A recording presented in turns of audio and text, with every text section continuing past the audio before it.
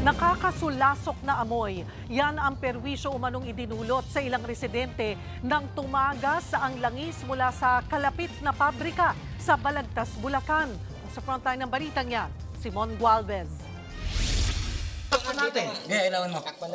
Malapot at walang tigil na dumadaloy ang itim na likidong ito sa isang water pipe sa Bulacan.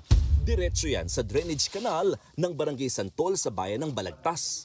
Ang itim na likido, oil spill na pala na nanggagaling mula sa kalapit na pabrika. Ganda ka, mga madalas ka. Sa loob ng pabrika na pagawa ng juice, bumaha na ng itim na langis. Nangyari yan ito lamang Biyernes. Sa inisyal na investigasyon, nag-leak umano ang gasket ng oil bunker o oil storage tank kaya tumapon ng langis. Aabot sa 7,700 liters ang langis na tumagas. Meron pong itatayong warehouse po dito at mag-ooperate pa lang po sakali at nag-ano po sila ng mga machineries. Kasama ang palad, yung isa pong tanker po nila na dapat po nagagamitin nila sa pag-operate po nito ay nasira po yung valve seal dun sa bukasan po ng langis. Apektado ang 1,500 kabahayan o humigit kumulang na 2,000 residente sa barangay. Inirereklamo na nila ang nakasusulasok na amoy ng oil spill.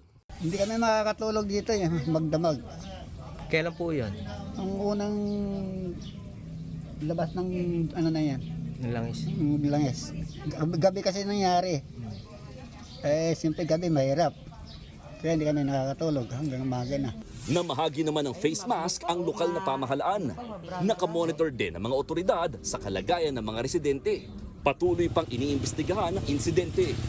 Nagbabalita mula sa frontline, Mon Gualvez, News 5. Mga kapatid, Cheryl Hosing po.